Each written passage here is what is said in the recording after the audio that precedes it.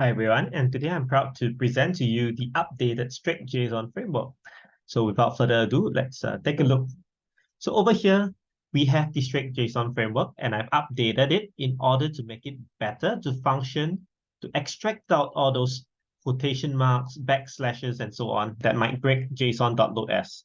So this is what I faced in the earlier StrictJSON version, because when we try to load the JSON using this function, it needs to match quite exactly to the quotation marks and everything. So let's just go through the code. So what this does right now is that we will basically take in the system prompt, user prompt, and an output format that is in the JSON. And what I'll do is basically for each key in the JSON, I will put a delimiter, and the default is hex, hex, hex. All right. So this would mean that we basically do some pre-formatting such that the output JSON will have a certain format for your keys. Okay. Then we use the OpenAI to generate. Okay. Basically, by putting this thing at the prompt, like you are to output the following in JSON format, it already does the JSON output quite well. And I have to thank OpenAI functions for that because they actually train the output on JSON as well. So after that, what we'll do is we will basically check that the key is present for all the keys. All right. So over here, I've removed dynamic keys. Okay, because I want to make sure that all the keys can be checked. Okay, this is quite important. And basically what we do is we make sure that all the things are, when we extract it, we split by this delimiter using regex. Okay, so I take away any preceding commas and spaces. Again, I take away, and I basically split on this key pattern. Okay, so at this split, what we will do is then we will remove the quotation marks from the key, from the values. Okay, and then we put them in the dictionary. So everything will now be in a string format, and then you can just process the string however you want. So this is very flexible because earlier on I had problems when I had Python code, the Python code block did not go inside the json.loads. Now this problem should not happen anymore. So let's take a look at like how this is done. So this is now all you need to do is to use this StrictText function. So we can see here, you are a classifier, then the user prompt, it is a beautiful day, and then you can come with the different labels. So you can run this and you can see that, oh, the sentiment is positive, tense is present. And you can get any kind of like key and value here. It's up to you. Here we have the 1, 2, 3, 4, 5 poem here.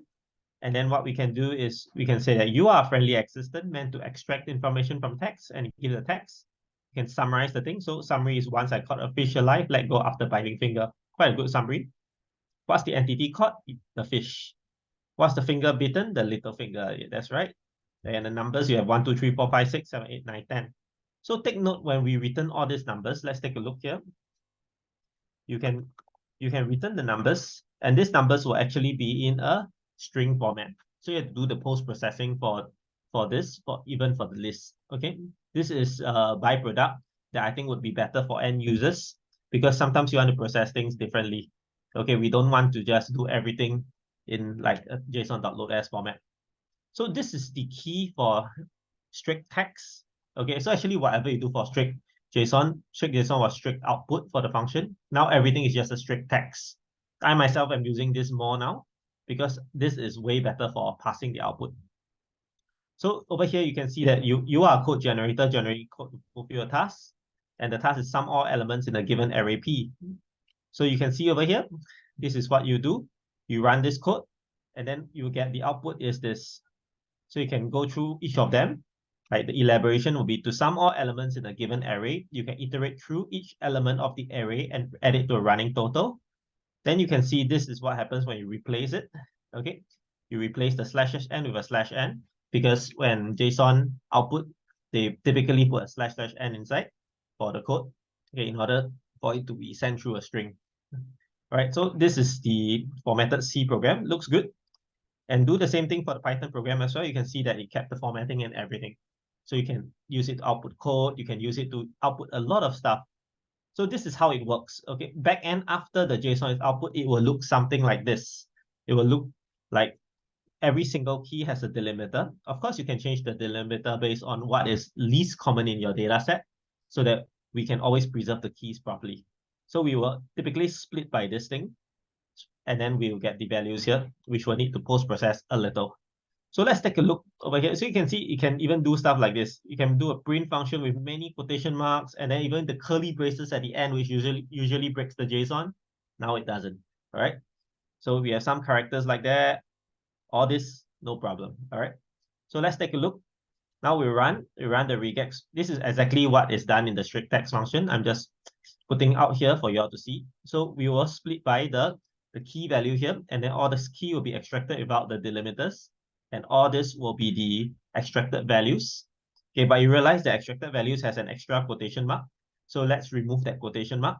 And this is what we do. We just take away the first and the last character. So this is the curated matches with the keys and the values. Keys and values. And what we do next is we'll go through a dictionary in the for loop.